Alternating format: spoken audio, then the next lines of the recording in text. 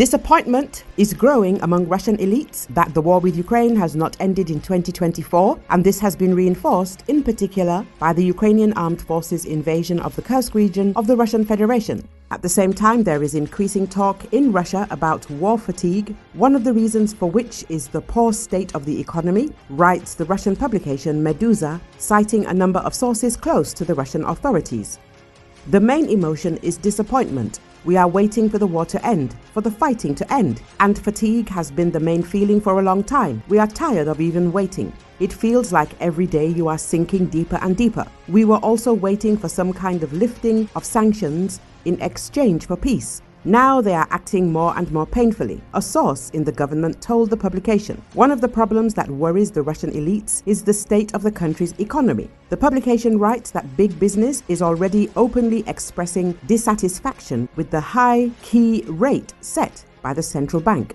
While most companies are somehow surviving, everyone is perking up. Some are even growing, but this is happening due to cannibalization, the assets of foreign companies that have left the weak ones. But everyone understands that it definitely won't get any better, noted a Russian technologist who works with the presidential administration and consults big business.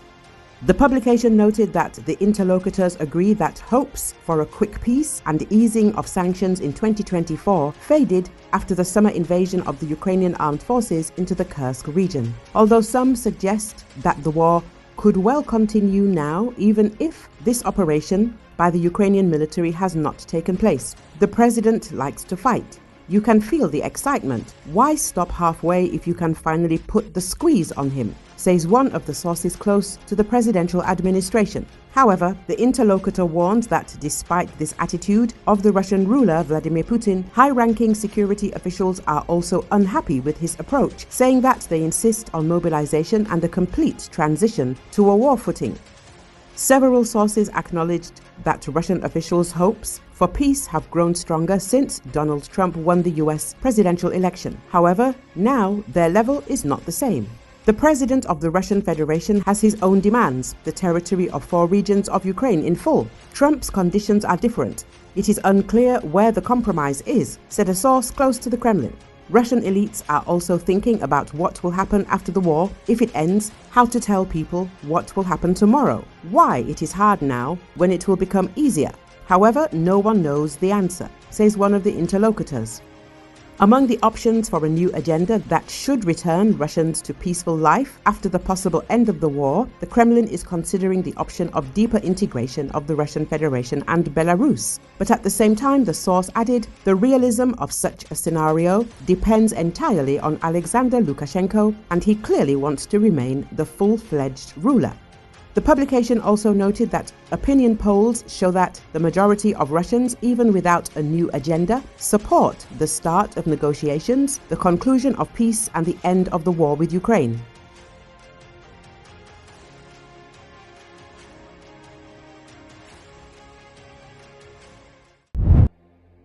Los Angeles County officials announced on Thursday that the Eaton fire near Pasadena that started Tuesday night has burned more than 5,000 structures, a term that includes homes, apartment buildings, businesses, outbuildings and vehicles. To the west in Pacific Palisades, the largest of the fires burning in the LA area has destroyed over 5,300 structures. Aerial video from KABC-7 Los Angeles on Thursday night showed firefighting helicopters battling the massive flames. A reporter in the KABC-7 Los Angeles helicopter said the video shows the Palisades fire, and that he was flying over the Santa Monica Mountains. All of the large fires that have broken out this week in the Los Angeles area are located in a roughly 25-mile band north of downtown, spreading a sense of fear and sadness across the nation's second-largest city. Dozens of blocks were flattened to smoldering rubble in scenic Pacific Palisades. Only the outlines of homes and their chimneys remained. In Malibu, blackened palm strands were all that was left above debris where oceanfront homes once stood.